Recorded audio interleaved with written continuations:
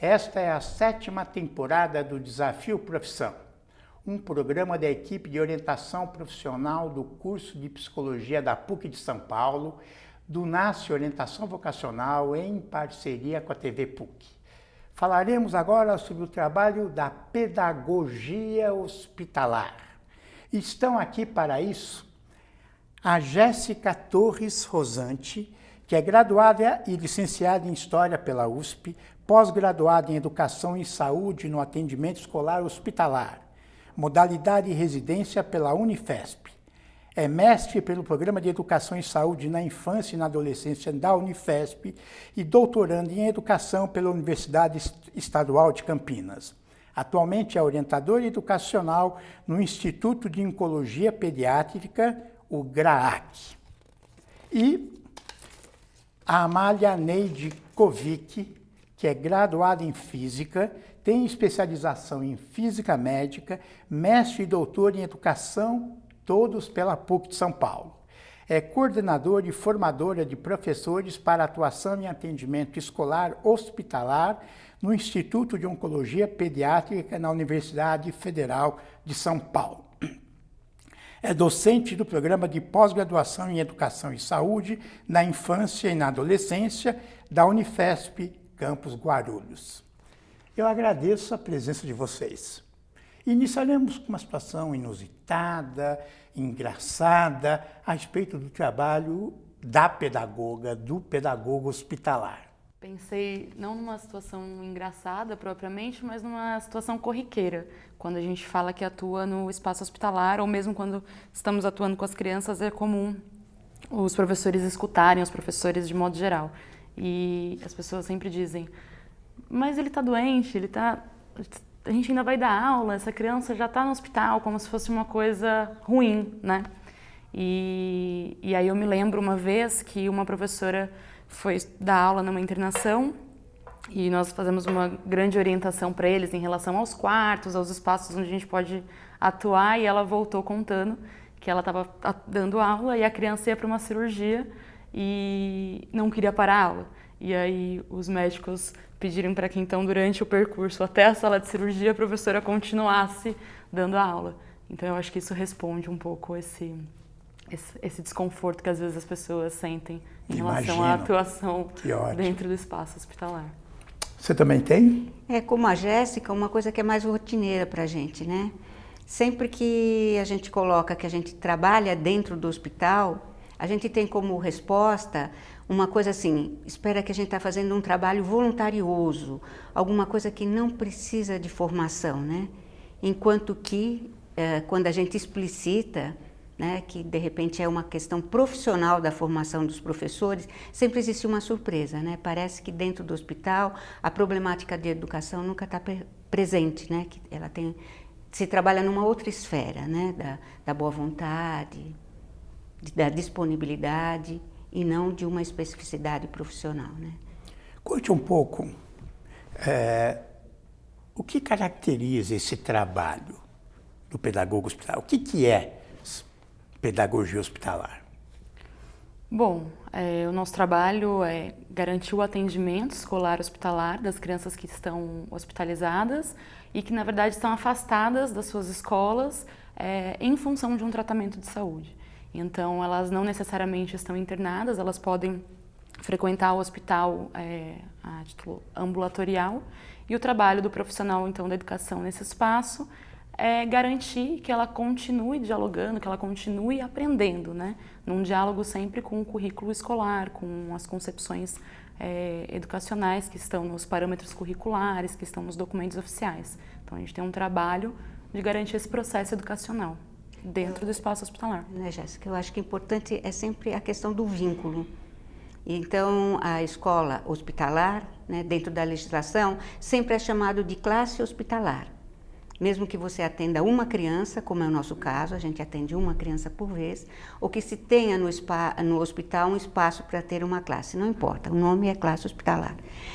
E sempre a proposta dessa escola dentro do hospital, praticada dentro do hospital, ela é de retomada para onde a criança estudava anteriormente. né? Então, é uma escola de passagem, digamos assim, onde se procura manter os vínculos. Então, o que a gente tenta sempre é pensar de que modo que essa escola atuava. Então, eu, professora hospitalar, vou tentar me aproximar dessa concepção de educação que essa escola tem, para que essa criança retorne para o seu espaço de forma mais satisfatória, né, quando termina o tratamento. E aí vai do ensino fundamental 1 até o ensino médio? Isso, nós atuamos com a educação básica, né? Então, do ensino fundamental 1, o ensino médio, mas como alguns adolescentes, o seu processo de tratamento vai além do ensino médio muitas vezes, né? Eles acabam o ensino médio, eles estão se preparando para o vestibular, então muitas vezes alguns seguem conosco trabalhando nessa perspectiva de um pré-vestibular, olhando para essas provas, né? Então, mas de modo geral o que nós compreendemos é a educação básica. E aí no hospital tem professores de ensino fundamental, todos sim, do ensino médio, hoje, de fundamental 2 e todos? Todos. Hoje nós somos, só complementando um pouquinho, lembrando que a gente, ano passado, a gente faz Enem no hospital há mais de 6 anos. O ano passado tivemos 33 alunos fazendo o Enem. Sei. Então o hospital vira uma outra coisa, né? Porque os consultórios são locais de aplicar prova, as salas todas disponíveis, os leitos, onde a criança está e o adolescente, né? No caso do Enem, é feita a prova com um fiscal que vem direto do INEP, né? E aplicar e se torna um outro espaço ali, né? E a gente tem, a equipe hoje é de 26 professores, a gente tem pedagogo, professor de história, geografia, física, química, matemática, as licenciaturas todas. Então é feita uma seleção e quando se seleciona, se procura complementar todas as áreas, né? E dentro das áreas buscando as especificidades, né? E eles, só para entender, são contratados pelo hospital? Alguns de nós somos contratados. Alguns são professores residentes. Então, dentro do GRAAC, nós somos o único curso no Brasil de formação de professor com caráter residente. Como tem na equipe médica, hoje na equipe multiprofissional, e a gente tem o residente da área da educação. Então, são professores formados que ficam 2 anos em formação de uma especialização. Igual o médico tem uma bolsa, é tem isso? uma bolsa, Sei. é isso mesmo, tem uma bolsa. Então, o grupo é composto por professores contratados e professores residentes. Quer dizer, é uma troca. É uma troca dos contratados, não, né? Mas haja vista a minha cara, né? Estou lá há muito tempo. E como dar aula para uma criança ou um jovem que vai ficar um tempo, apenas um tempo, né? Na escola, do hospital, claro. Ah, sim. Bom, essa é uma das coisas que a gente conversa bastante, que é essa irregularidade, né? Que é uma perspectiva diferente. Então, alguns pacientes, alunos pacientes ficam por períodos mais prolongados e alguns, às vezes, por um mês. O que nós tentamos nos olhar muito é o encontro, a relação professor-aluno dentro daquele encontro. Então, eu sei que a minha aula, ela dialoga, então nós temos condições hoje, porque nós temos um banco de dados do qual a gente consegue, através do nosso tablet, acessar. Então eu consigo, com um primeiro encontro com o meu aluno, eu consigo acessar para ver se outros professores já dialogaram com ele, o que ele aprendeu e se a escola dele, né, tem material que é próprio da escola dele ali. Então é um encontro que não acontece num vazio, nós temos um registro, mas a minha aula sai desse encontro. Então, dialogando com esse currículo da escola de origem, dialogando com a condição que esse aluno apresenta para mim, e eu sei que eu preciso trabalhar dentro da minha área. Então, por exemplo, eu sou da área de história, então eu preciso trabalhar um conceito, eu preciso trabalhar um contexto, e pensando que eu preciso fazer um fechamento também dentro daquele encontro. Então, evidentemente, a gente se encontra outras vezes, mas eu preciso criar uma situação de aula em que eu possa avaliá-lo dentro daquele encontro, não dependendo de uma sequência necessariamente, embora ela eventualmente possa acontecer. Quer dizer, esse contato com a escola pode ser escola particular ou escola pública? Sim, o GRAAC atende principalmente 90% das crianças e adolescentes, eles são de escolas SUS e escola pública. Mas a gente tem crianças de todas as escolas e de todo o Brasil, né? A nossa escola, digamos assim, tem em torno de 550, 560 crianças por mês, que às vezes ficam com a gente até 3 anos, depende do tratamento. Algum tratamento é mais curto e outros se estendem, né? Então elas chegam a fazer, a gente às vezes começa a dar aula para uma criança no primeiro ano e quando ela volta para a escola ela está no 4º ano. Ela ficou esse tempo todo dentro do hospital sem poder retornar para a escola, né? E a escola aceita as aprovações, sim, os a gente, registros? hoje a gente se especializou, né? A gente foi cada vez mais criando formas de conversar com a escola, né? Quando a gente pensa em formar professor para dentro do hospital, não é só para dentro do hospital, é também o professor lá da escola, né? Então, hoje a gente tem um site, podemos dizer, né? Um portal de comunicação. Um portal de comunicação com a escola recebe uma senha, eles mandam perguntas, mandam questões, mandam conteúdos e a gente responde por ali. Se a escola, alguns lugares do Brasil não tem nem telefone, não é? Você fala numa praça pública e eles vão chamar o coordenador na casa, né? Então, não tem esse acesso, aí a gente tem WhatsApp, e-mail, correio, o que for preciso para que essa escola entenda que esse aluno está estudando no hospital e que condição que ele vai retornar, né? O GRAAC é conhecido, quer dizer, em geral não, atende crianças com câncer, crianças e adolescentes com câncer, e é uma doença que leva um tempo, né? Quer dizer, não é um atendimento específico. Outros hospitais comuns também têm pedagogos hospitalares, professores de classe, como você falou, ou não? Sim, hoje em dia tem, na Secretaria da Educação, eles fazem, os hospitais, a partir do momento em que eles apresentam a demanda da classe hospitalar, então o hospital apresenta essa demanda para a Secretaria da Educação e aí eles fazem a abertura de uma classe hospitalar. Então, mas o hospital precisa apresentar a demanda, as condições, e aí é uma outra característica, né? No GRAAC nós somos um serviço de atendimento do GRAAC vinculado à Universidade Federal de São Paulo, enquanto que alguns outros hospitais também se caracterizam por ser serviço de atendimento, mas há aqueles que fazem a parceria com a Secretaria da Educação, e aí os professores são os professores das redes, né, de educação que vão a fazer o atendimento, atribuir aulas dentro das classes hospitalares. Mas aí é um outro processo, é uma outra, mas existe.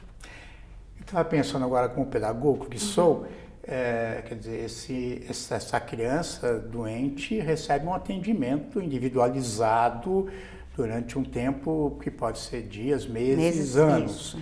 Como fica para ela voltar para a escola de origem? Sabemos, né, que são escolas que têm problemas, escolas públicas, principalmente as periféricas, mas as centrais também. Como fica isso na cabeça da criança? Vocês acompanham? Orientadora educacional, sim, coordenadora? Nós acompanhamos esse retorno justamente por meio desses relatórios, telefonemas, né?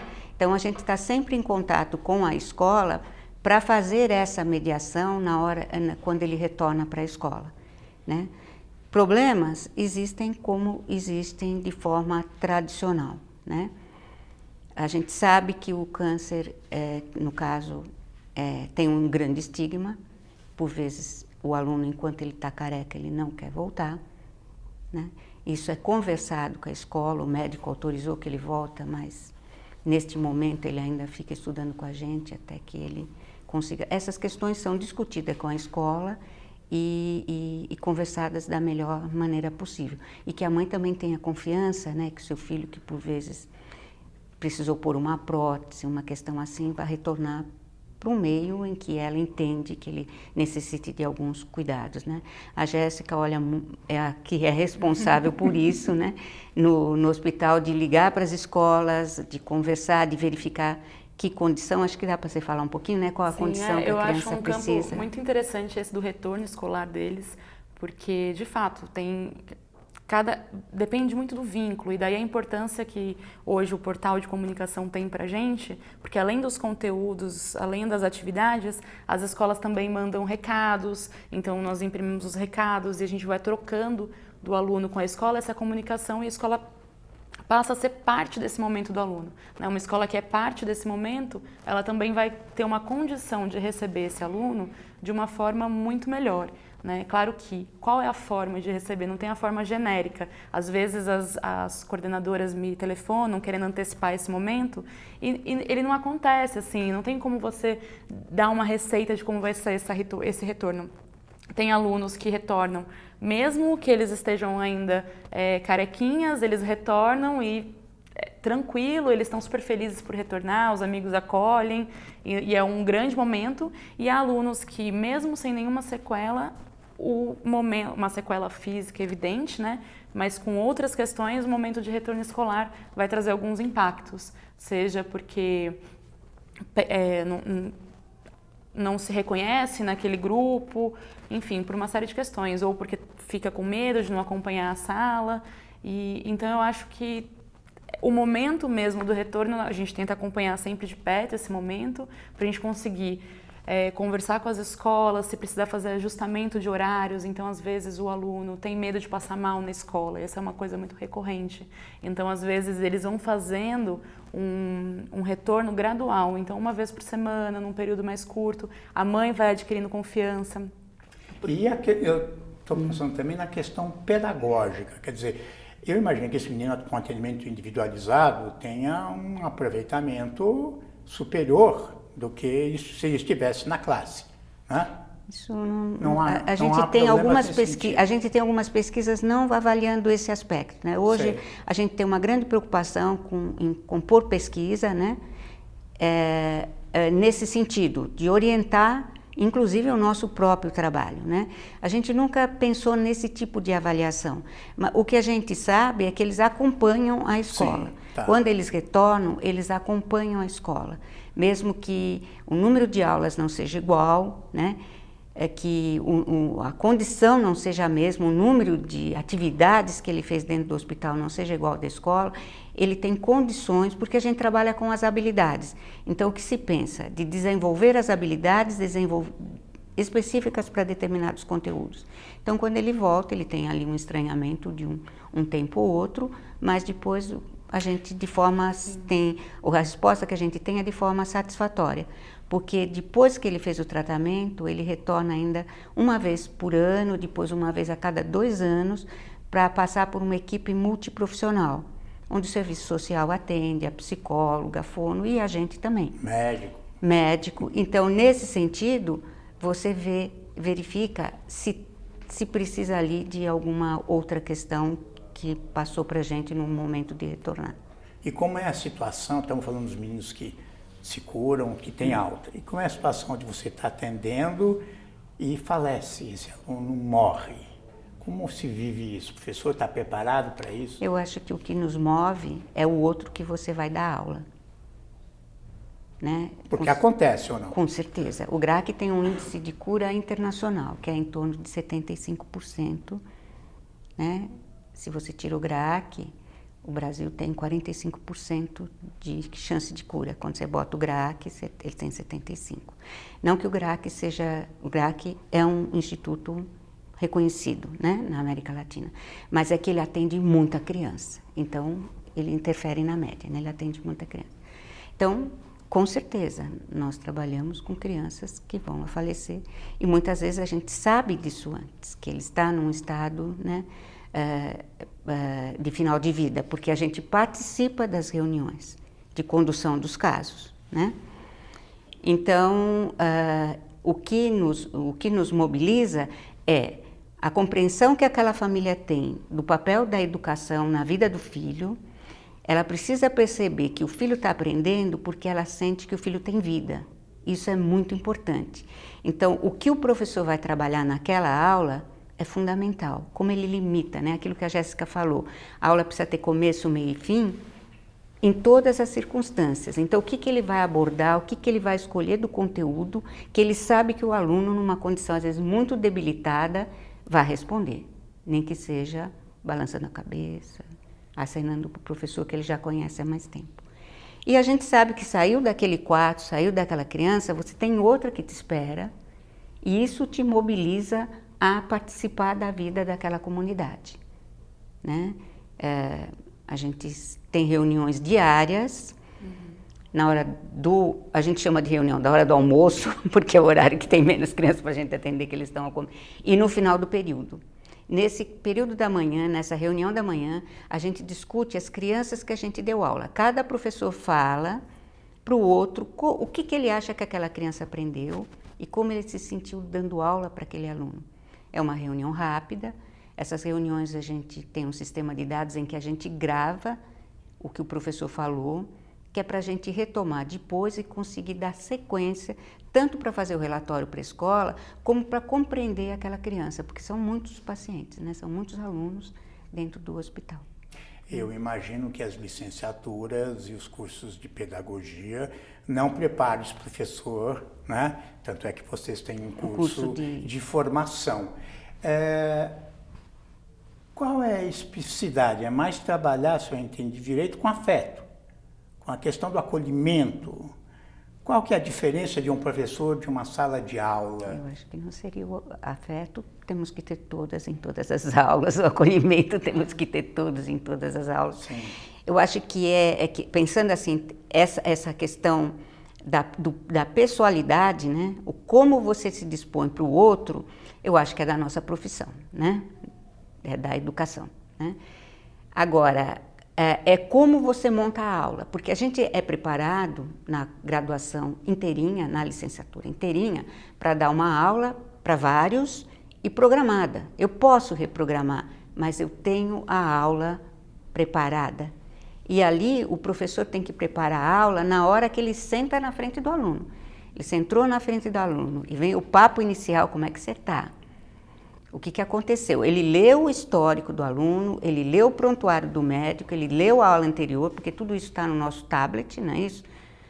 E ele tem que, ali ele tem que fechar a aula dele. E na reunião ele completa o raciocínio pedagógico dele e faz o gancho ou para ele ou para o outro colega que vai trabalhar. Não sei se eu fui clara. Só para complementar enquanto a minha memória enquanto aluna do curso de especialização, então quais eram as questões que para mim, enquanto aluna, quando eu cheguei nesse curso, é interessante porque o ambiente hospitalar, bem, você se inscreveu num curso em que você sabe que você vai entrar no ambiente hospitalar, você sabe qual é o seu público, isso não é uma novidade, embora evidentemente na prática você encontre alguns desafios, mas eu me lembro que o que mais me angustiava no bom sentido, do sentido de você ir buscar recursos e o curso buscar fornecer isso, eu ficava sempre pensando, e se eu encontrar um aluno que eu não sei o tópico que ele quer aprender, eu não sei ensinar, porque o encontro acontece ali, então eu sempre ficava pensando como eu me preparo para esse encontro, né? Então eu acho que de fato o que mais nos mobiliza e o que de alguma forma vai desenvolver, né, esse professor quando ele passa por um curso como esse, que não é o âmbito da coisa, não é a improvisação. Eu acho que é como eu faço para me alimentar, né, de conteúdos, como eu me preparo sem fazer um planejamento a longo prazo, né? Eu acho que isso é o que de alguma forma esse curso também traz para a gente e que é você perceber a relação professor-aluno numa outra ótica mesmo, em que você sempre tem algo a ensinar. Então, às vezes uma criança me parava e me pedia aula de matemática e eu falava, meu Deus, eu tentava dar aula de história, mas a criança não queria e eu não podia, de qualquer forma, eu queria tentar que aquele encontro fosse um encontro de aula. Então, nós temos muitas trocas com os profissionais das outras áreas. Como é que é o mercado de trabalho para esse profissional? Quer dizer, as pessoas fazem lá residência, se formam, tem possibilidade de trabalhar em outros lugares? Ela consegue emprego? É assim, né? A gente tem uma resolução de 2001, ela é antiga e está sempre para ser atualizada, mas não é, que daria uma sustentação digamos assim, de política pública para uma profissionalização. E ela coloca essa questão que a escola e o hospital têm que se organizar para que a criança tenha aula. Então, nessa leitura, cada município, cada prefeitura entende de um jeito. Se tem um mercado, alguns hospitais contratam professores, outros se inscrevem nas diretorias de ensino, né, para manter um vínculo com o Estado ou com a prefeitura e depois entra nessa seleção de escolha dos hospitais, né? Não é alguns estados têm seleção própria, por exemplo, Pará, né? O Pará tem seleção própria e é um corpo grande de professores que eles selecionam porque ele tem aquelas regiões que vão por barco, que vão, né? Então é para dar aula dentro dos hospitais, nas comunidades, então entra num pacote só. Outros é como São Paulo que se inscreve, né? Tem um mercado, mas ele precisa sempre ter uma especialização, né? Não falo o tamanho da especialização, né? Não existe isso formal, mas ele necessita ter. Jéssica, como é que é a sua história? Você fez licenciatura e bacharelado em História, como é que você chegou para trabalhar? Como é que foi essa escolha? Eu fazia o curso de História e eu não via muito sentido, porque a minha vida profissional estava num outro âmbito e eu falava, não via muito sentido. E aí eu decidi que eu queria então ser professora, durante o meu bacharelado. E aí eu fui atrás de espaços de educação e eu eu comecei a atuar em outros espaços de educação com essa interface da saúde. Eu achei isso interessante, que era você atuar na educação não formal, dentro de um âmbito da saúde, de crianças que estão, por alguma razão, ausentes, né, do espaço escolar. E aí foi quando eu me conectei ao curso de formação da Unifesp, mas porque eu já tinha olhado para esse espaço da educação não formal, né? E eu já tinha achado um potencial o que era para mim importante, que nós estivéssemos relacionados à garantia de um direito de escolarização, mas dentro de um lugar em que exige uma criatividade, que exige uma flexibilidade que eu achava que podia me alimentar muito profissionalmente, né, como professora mesmo. Então eu acho que esse espaço me trouxe isso. Eu agradeço as contribuições e até o próximo Desafio Profissão.